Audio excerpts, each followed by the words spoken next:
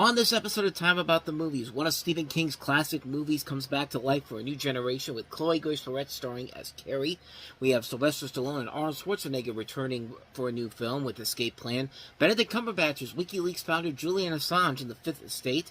We have I'm in Love with a Church Girl, which is a movie I never even heard of, but seeing the trailer, you're in for a real treat because, yeah, it's pretty something. It's not Escape from Tomorrow something, but it's a different kind of something. We'll touch on that. We'll take a look at the Best Picture winner of the year, 12 Years a Slave. We also have Robert Redford in All Is Lost, and Daniel Radcliffe and Dane DeHaan in Kill Your Darlings. So 7 films to take a look at today, October 18th, 2013. This is Time About the Movies.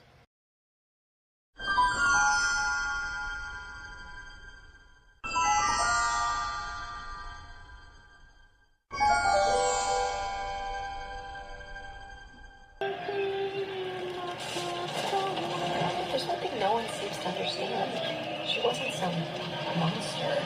She was just a girl.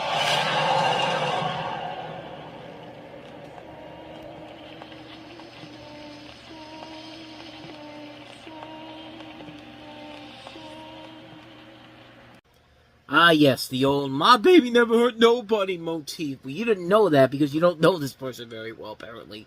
Welcome to Time About the Movies, everybody. We have a lot of movies to get to today, 7 to be exact, for this October 18th, 2013. And we are starting off, of course, with the biggest of the releases, and that is the remake of Carrie. This one stars Chloe Grace Moretz as the character of Carrie, and it's essentially a modern reimagining of the original story about a shy girl outcast by her peers and sheltered by her deeply religious mother, played by Julianne Moore in this one, who uses her telekinetic powers with devastating effects after falling victim to a cruel prank at her senior prom. The cast also includes Judy Greer, Portia Doubleday, Gabriella Wilde, Anson Elgort, and Alex Russell among the cast, and this is directed by Kimberly Pierce, who gave us Boys Don't Cry, and before this did Stop Loss. And this was co-written by Roberto Aguirre-Sacasi, who is one of the main writers on Glee, which is both a pro and a con of this movie in general. This isn't a bad movie per se. It's just, most people agree it's kind of an unnecessary reboot because really, they're only making this because Carrie is a name. Carrie is something that people will MGM thinks will come to see. I mean, this is their third time trying to make Carrie into a franchise. I mean, they tried to do it with excuse me, I lost my train of thought there for a second, but they did it with The Rage Carrie 2, which was a big flop because it came out 23 years after the original Carrie. It wasn't even a Carrie sequel directly.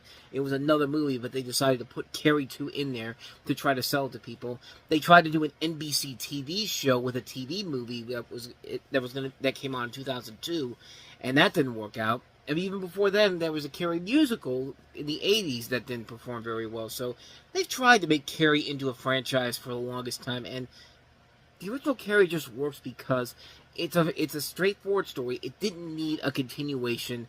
And it just is a movie that still holds up after all these years later. Stuff like this does not. And this movie, it's trying. Chloe Grace Moretz is a perfect casting choice for Carrie. And Julianne Moore does a good job as the mother in here. But they don't do anything new or different with it overall, except just make it a modern setting, have YouTube and the internet be a big part of it all. But other than that, there's nothing about this movie that's worth it. It's not even scary.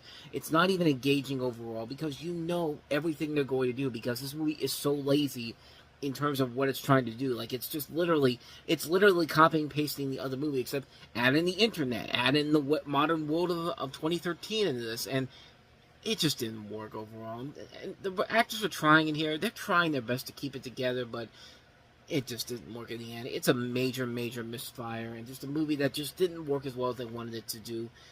Certainly not one of the worst horror remakes ever, but definitely one of the more unnecessary ones, so not much more to say about that one. That is Carrie for you. So let's go ahead and move on to our next movie, and that is Sylvester Stallone and Arnold Schwarzenegger in Escape Plan. Stallone, I'm gonna burn this place to the ground. Schwarzenegger. Back away. Escape Plan. Rated R. Opens Friday. Speaking of movies that seem very familiar, yeah, Lock Up much? Sylvester Stallone literally did a movie like this about being falsely accused of and going to prison and trying to get out of there, except this time it's a futuristic setting where, you have the plot of this is that you have Sylvester Stallone is a lawyer turned prison security tester who is incarcerated in the world's most secret and secure prison and recruits a fellow inmate played by Schwarzenegger to stage a breakout. So yeah, it's a movie that we've kind of seen done before overall, but it's actually the first time that you've had Sylvester Stallone and Arnold Schwarzenegger as co-leads in a movie, and that's one of the more impressive things about the movie in general here. This isn't a bad movie overall. It's just a film that, again, kind of like a Carrie, it's been done to death before, but the action overall, the overall movie is not that bad overall. The action is a ton of fun. Jim Caviezel plays a kind of fun, over-the-top villain in this. Curtis Jackson's also in here, 50 Cent. Vinnie Jones, Vincent D'Onofrio, Amy Ryan. And it is cool to see Schwarzenegger and Stallone together as a duo in a movie. And it's kind of fun to see them in this one here in general here. It's a movie that knows exactly what it is. It's a film that knows that it's going to be a very silly, over-the-top movie, not meant to be taken seriously by any way, shape, or form. They got the director of 1408, Michael Hofstrom, directing this movie. I mean, it is what it is. It's a movie where you look at it and go like, okay, I know what I'm going into here. And it delivers what it promises for the most part here. Is it a great movie? No, not really. But it's definitely a film that I would say, if you love Sylvester Stallone and Arnold Schwarzenegger's movies, this is one that's definitely worth a watch for at least one time only. But yeah, other than that, though, there's really not much more to say about it, except that it's a fun movie. Definitely good for one-time watch. But other than that, though, that's about it. I've never seen the sequels, the Escape Plan sequels, and quite frankly, I never want to see them, because why would I want to do that? I mean, this one looks fine as it is, and direct-to-video sequels don't usually pan out that well when it comes to action films like this, So with all that said, let's go ahead and move on to our next movie, and that is Disney trying to copy the success of The Social Network with you know, hey, they did the movie about the founder of Facebook, Mark Zuckerberg, or we're going to do a movie about the founder of WikiLeaks, Julian Assange. This is The Fifth Estate. The Fifth Estate, rated R, in theaters October 18th. Yeah, you know it's not a good sign when even Julian Assange himself is emailing Benedict Cumberbatch to say, please don't do this. I'm begging you not to do this, and lo and behold, the end result was not what they expected it to be, and quite frankly, it's not hard to see why. The story begins as WikiLeaks founder Julian Assange, played by Benedict Cumberbatch, and his colleague Daniel Domitschberg, played by Daniel Bruhl from Rush, team up to become underground watchdogs of the privileged and powerful. On a shoestring, they create a platform that allows whistleblowers to anonymously leak covert data, shining a light on the dark recesses of government secrets and corporate crimes. Soon they are breaking more hard news than the world's most legendary media organizations combined. But when Assange and Berg gain access to the biggest trove of confidential intelligence documents in U.S. history, they battle each other at a defining question of our time. What are the costs of keeping secrets in a free society, and what are the costs of exposing them? I think the better question is, how long until you can copy a much more popular movie until people realize, okay, motherfucker, we're not falling for this again. This is literally The Social Network all over again, and they didn't even try to hide it. They really did not. This movie is so lazy. Like, this movie literally feels like a film that was made because The Social Network was such a big success, and everyone had to be like, okay, we got to have our own movie about a revolutionary person of the time, so let's do it with Julian Assange, which, I mean, to Benedict Cumberbatch's credit, he's the one thing holding it together. He's fine in this. He's given the best thing about the film. But other than that, though, everything else about this is just lame. It's a lousy movie. It's a boring movie. It's not fun. It's not engaging overall. Everybody else is really half-assing it. This movie feels like it's begging for an Academy Award, and it's not getting anywhere near the Oscars in general. In fact, Benedict Cumberbatch will be in a much better movie that we'll get to in a little bit here that won the Oscar for Best Picture, but certainly it isn't this garbage here, because, yeah, this movie is pretty bad. Like I said, Cumberbatch isn't bad in it. It's just not a good movie overall here. It's just a really lazy film.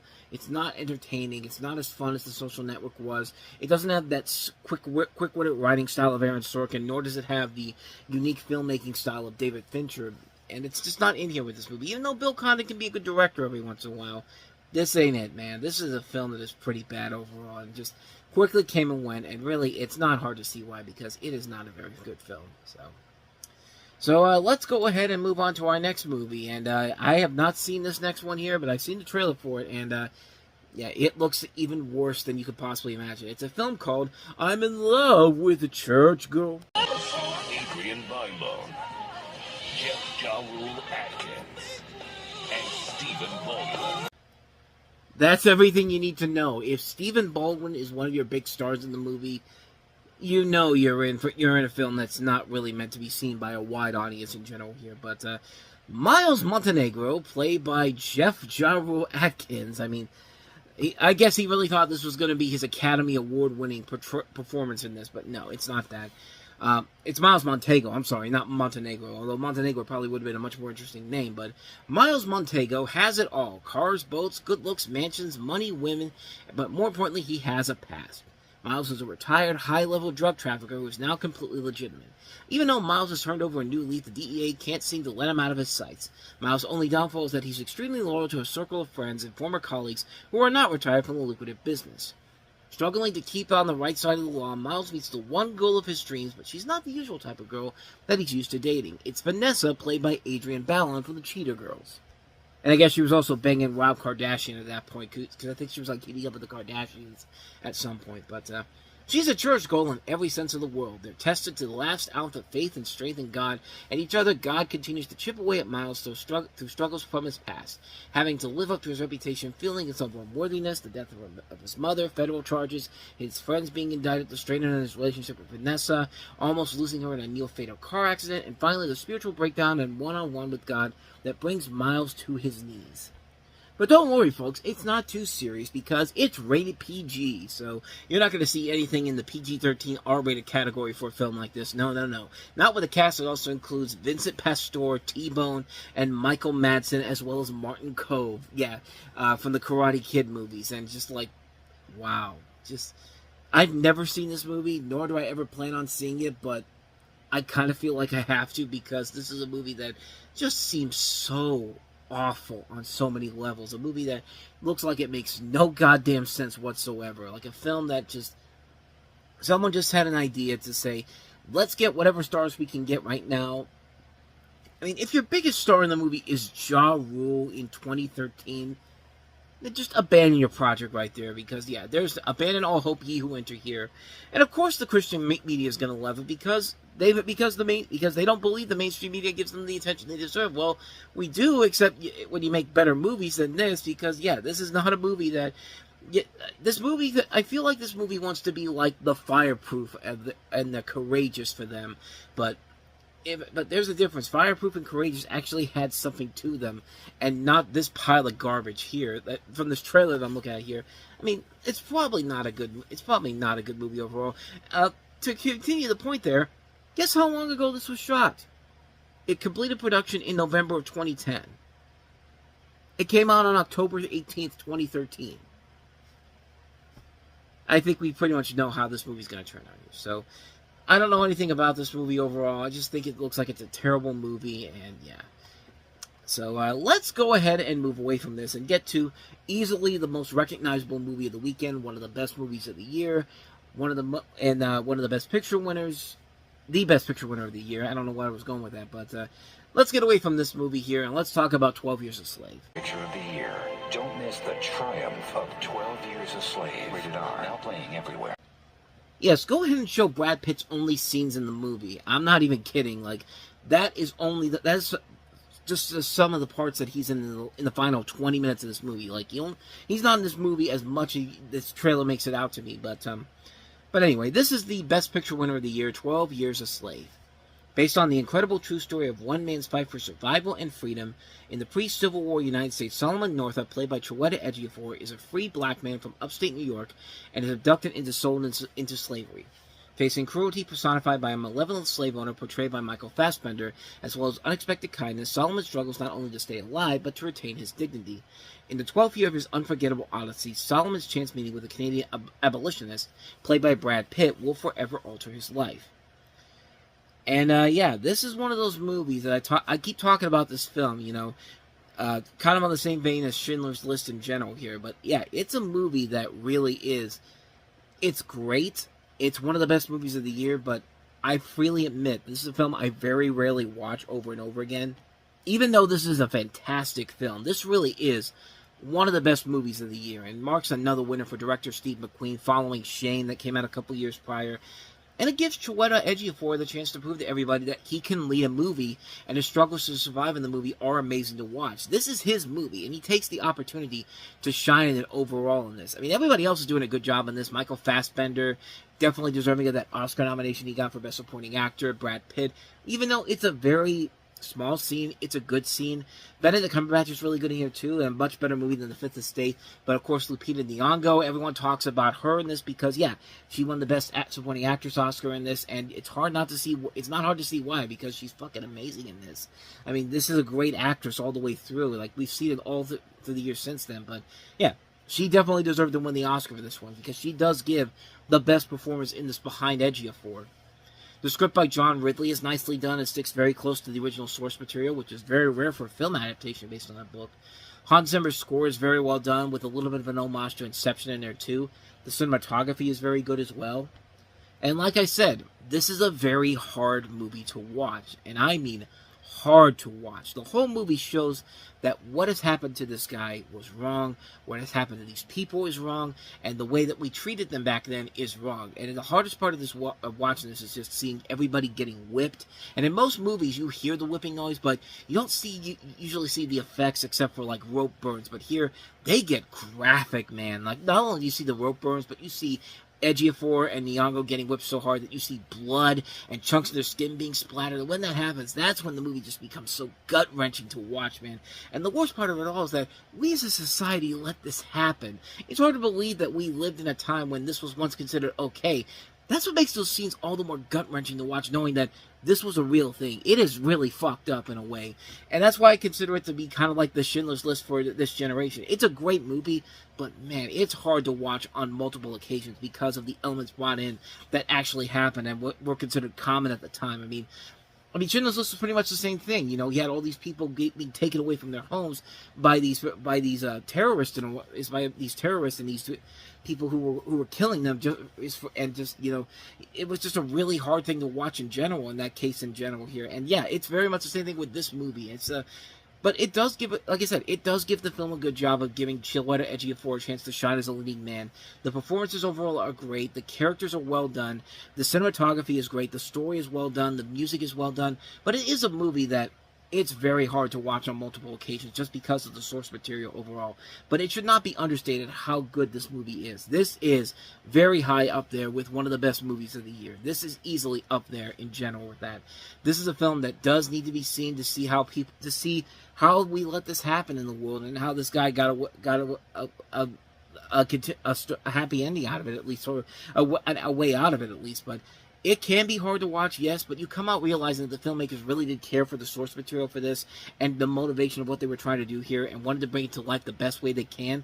And that's exactly what they did here. It's a movie that takes a lot of chances, and it pays off big time in a big, big way for this. I can't recommend this one enough. 12 Years a Slave, outstanding movie. Plain and simple, but yeah, it's one of those ones where it's going to be really, really hard to watch on multiple occasions, but you see why it won the Best Picture, and I personally would have liked to see Gravity win it, but this movie's about as good as Gravity, so I'd be willing to take that as a consolation prize. So anyway, yeah, that's 12 Years a Slave. So let's go ahead and move on to our next movie, and that is Robert Redford starring in All Is Lost.